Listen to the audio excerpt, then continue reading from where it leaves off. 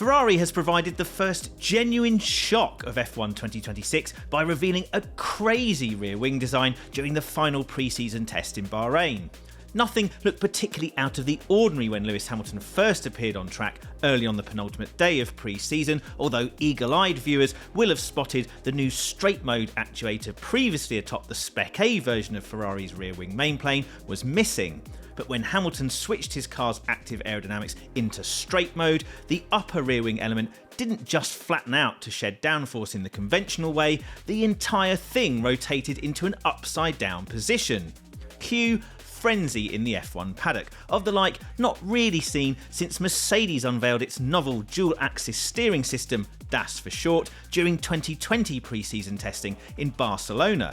Haas driver Ollie Bearman was on track behind Hamilton as Ferrari trialled what Bearman later called a super innovative design, but at the time it first appeared, it looked so weird to see that Bearman said he thought Hamilton's Ferrari was broken. The idea behind rotating the wing in this way is pretty simple: shed as much drag as possible to boost top speed.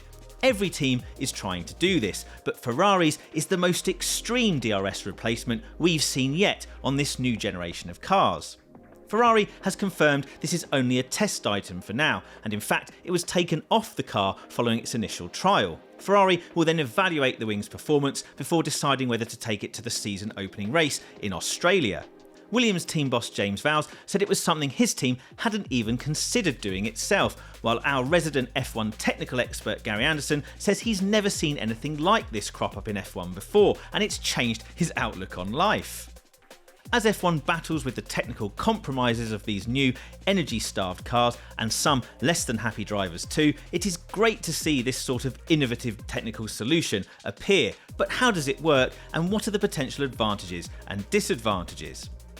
F1 rear wings now consist of 3 elements, a mainplane and 2 flaps. Most of the teams are opening their 2 rear wing flaps in a similar way to what we saw during the DRS days, creating a bigger slot gap to shed downforce and drag.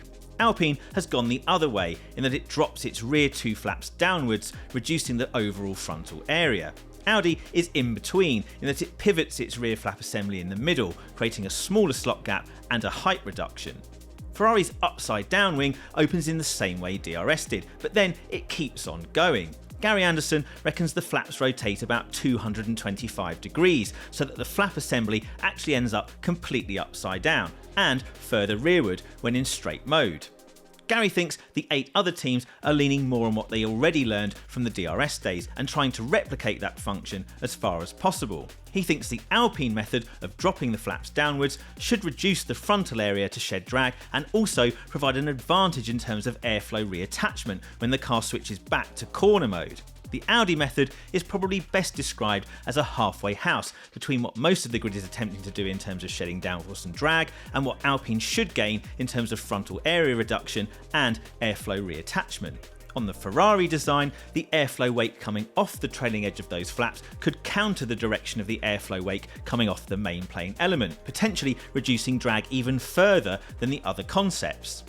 The wing could also act like a parachute when the Ferrari is returning to corner mode, increasing drag considerably and putting far less demand on what are expected to be much smaller brake designs on these new 2026 cars. There will be lots of teams frantically doing CFD simulations of what Ferrari has come up with to see if it's a route worth copying. Vowles admitted this is something that belongs in the bracket of "we did not think of that" for his team, while praising Ferrari for following what he called an interesting direction of travel. We can surely expect copycat designs if this Ferrari innovation turns out to be effective and, more crucially, legal.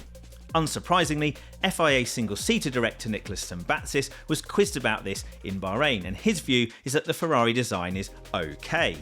Tambatsis said the 2026 regulations were designed to afford the teams more creative freedom to shed drag, considering that DRS has not been retained. Ferrari's design is permitted in the regulations because there is no limit on how far the rear wing active aero can rotate back when straight mode is activated. The only stipulation about the differences between corner mode and straight mode is that the maximum transition time between the 2 fixed positions doesn't exceed 400 milliseconds. Straight mode is clarified simply as a decrease in incidence of the rear wing flap, with no maximum angle mentioned, and the change must be identical each time it is used. Ferrari's design would appear to meet this criteria, so the only question now is whether it adds too much weight or doesn't afford enough in terms of performance for the team to persist with it.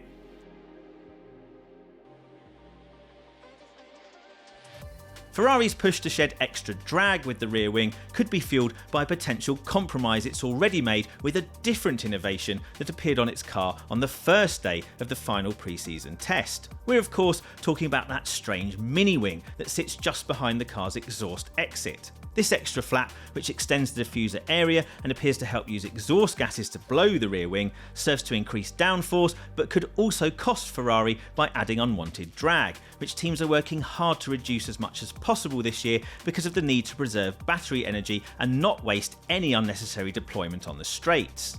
This element sits right behind the exhaust, looking like a sort of crude miniature version of a beam wing, which was a common feature of the previous generation of cars and were effectively banned in the drafting of the 2026 regulations. Ferrari's mini wing falls into an area of the rear tail where bodywork is in theory heavily restricted, but likely makes clever use of allowances in various regulations surrounding the rear wing pylons to ensure legality. The new aerodynamic element is likely aimed at delivering two key benefits for car performance. One, it could help make use of diverting exhaust gases to help with the way they interact with the rear wing airflow. Two, it could be acting as an extension of the diffuser airflow, trying to help improve performance here and deliver greater downforce. Gary Anderson has noticed Ferrari has also increased the size of the small vanes that increase the height of the trailing edge of the central part of its car's diffuser. It's only a small increase, but it will connect the airflow from the beam wing and improve the airflow around the rear crash structure, which in turn will improve the airflow in that central boat area of the car's diffuser. Gary's not exactly sure how this will harm the exhaust flow, as it's very close to where the rules define the exhaust exit has to be, but he's sure many will say this is the first example of a blown beam wing, where Ferrari is trying to utilise exhaust gases to boost downforce.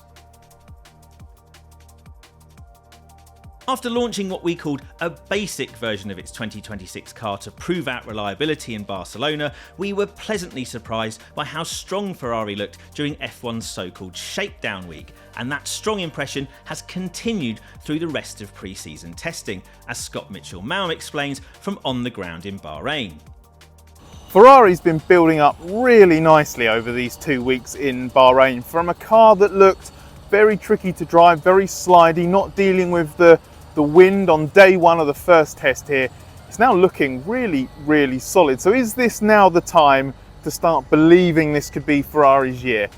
I don't want to say no. I think the main positive I can say about Ferrari at the moment from watching trackside is there don't look to be any real evils about it, and that definitely couldn't be said in some of the recent pre-seasons here. The car looks pretty strong, it's got a sharp front end certainly. That rear instability, hint of rear sliding, is still there sometimes. Seems to trouble Lewis Hamilton a little bit when I've been trackside, but it is, or it does seem to be, a consequence of a strong front end. The car does seem controllable, those slides don't take over. It's also, when it's not sliding, really hooked up.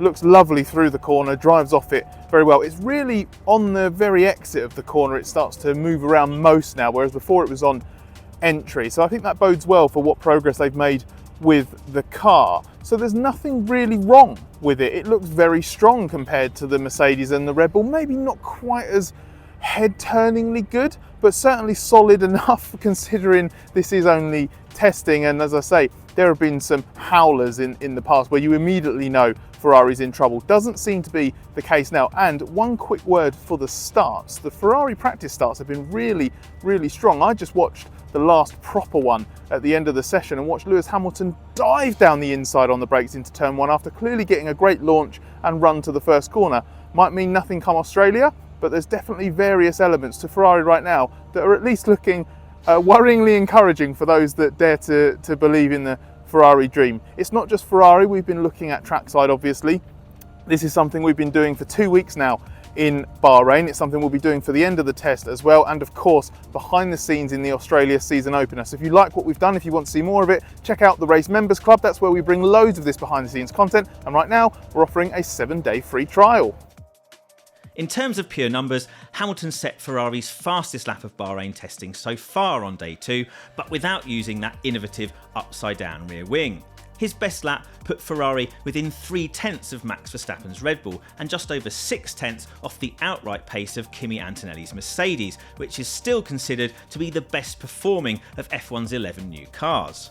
But Ferrari is very much in the fight with Red Bull and McLaren to be best of the rest as things stand, with what Haas driver Ollie Bearman calls a big delta between those top 4 teams and the rest, which can be measured closer to seconds rather than tenths of a second. The day's race simulations were a bit disjointed, owing in large part to the red flag stoppage caused by Fernando Alonso's Aston Martin. But although we can't directly compare Ferrari with McLaren or Red Bull in terms of race stints, and Mercedes didn't appear to do any, the Ferrari was looking solid and reasonably consistent in Hamilton's hands. And as Scott mentioned, from what we've seen so far of those orchestrated performances under F1's experimental new start procedure, the Ferrari and its compact turbo also seems especially potent off the line. So even if it begins the season behind the curve in qualifying trim, it seems there's a good chance Hamilton and teammate Charles Leclerc might be able to make up for that when the 5 red lights go out.